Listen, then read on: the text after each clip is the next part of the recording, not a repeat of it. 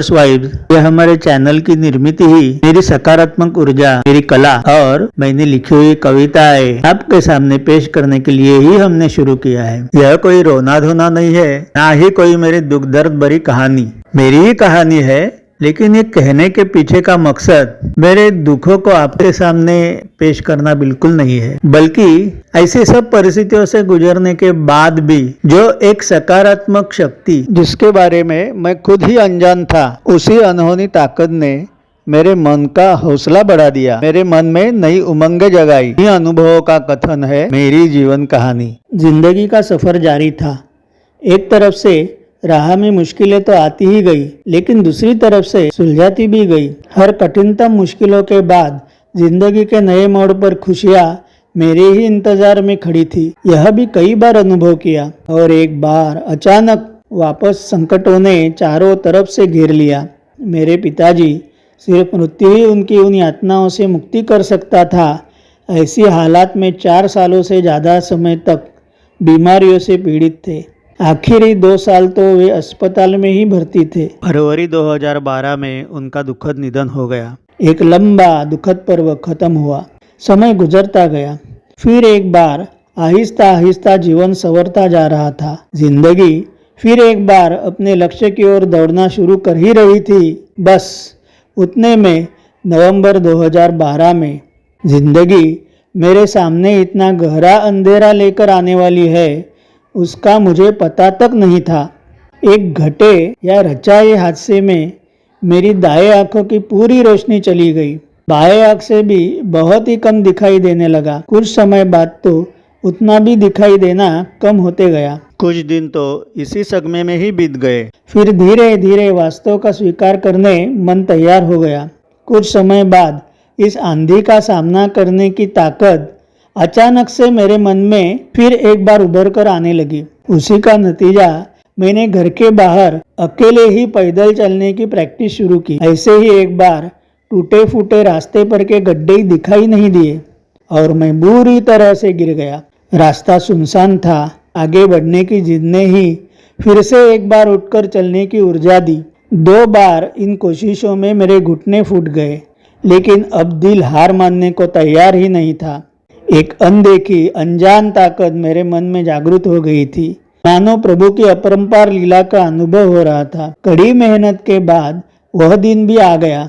फिर पहले जैसा मेरा पूरी मुंबई में घूमना फिरना शुरू हो गया। इन कठिनतम हालात में जान पहचान के ना होने के बावजूद भी इंसानियत के नाते मेरे मन का हौसला बढ़ाने कुछ अच्छे लोग मेरे से जुड़ गए, लेकिन जिनको मैं बरसों से अपना मान रहा था, ऐसे कई मित्रों ने वक्त आने पर मुंह मोड़ लिया। ऐसे दोनों तरफ के विभिन्न प्रकार के अनुभव आते रहे। मुंबई में बाहर घूमते समय घमासान ट्रैफिक में रोड क्रॉसिंग की मुसीबत तो अभी भी थी।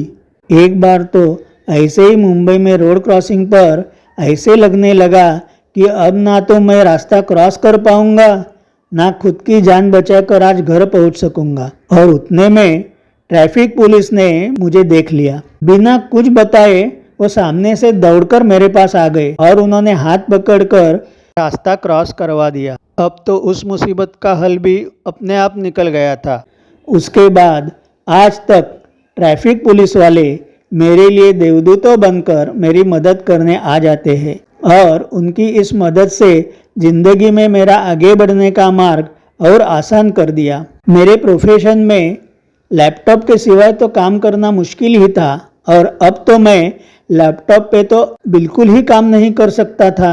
लोगो creation, branding, graphic designing, rebranding, इन सभी के रास्ते इन हालात ने मेरे लिए पूरी तरह से हमेशा के लिए बंद करवा दिए थे। तो अब आमदनी के लिए करूँ तो क्या करूँगा, यह सवाल मन को दिन रात सताता रहता। कॉलेज में अप्लाइड आर्ट का स्टूडेंट होने के बावजूद मेरा लगाव फाइन आर्ट, पेंटिंग में भी उतना ही, बल्कि जरा ज़्यादा ही था। खाली बैठने से तो कैनवास पर पेंटिंग करके तो देखूं, यह विचार एक दिन मन में आ गया और मैं मेरी माँ के साथ दहीसर से बोरीवली में एक बड़ी दुकान में पेंटिंग के सभी सामान खरीदने गया।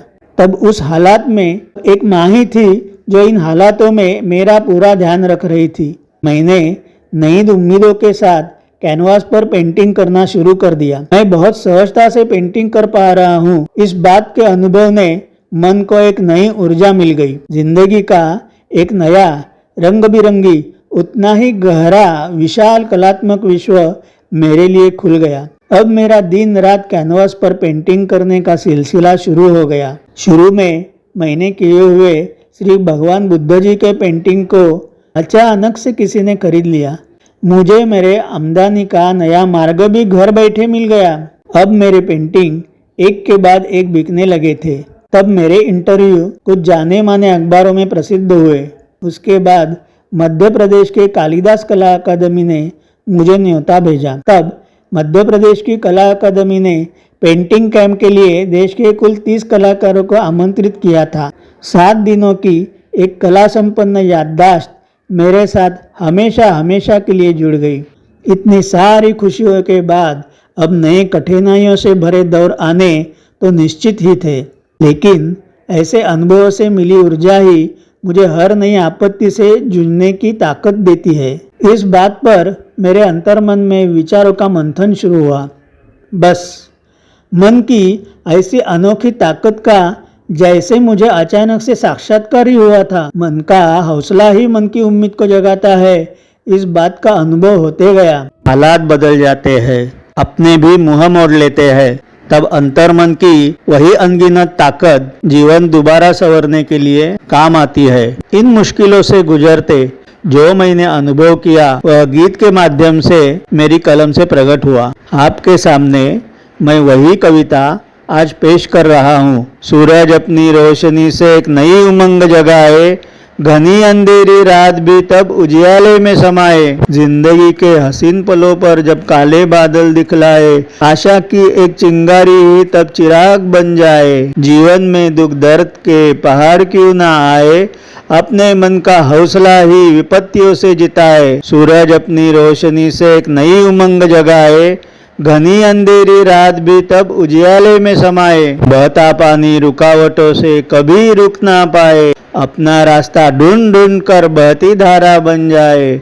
मन की धारा ना मिट पाए, आओ ऐसी सोच बनाए, कठिन काल के भंवरे भी तब दूर नजर ना आए। आए कितने भी कठिन पल ना हारे हिम्मत ना हारे हम, अपने ही मन की ताकत से फिर नई रोशनी लाए हम। सूरज अपनी रोशनी से एक नई उमंग जगाए, घनी अंधेरी रात भी तब उजियाले में समाए। सूरज अपनी रोशनी से एक नई उमंग जगाए, घनी अंधेरी रात भी तब उजियाले में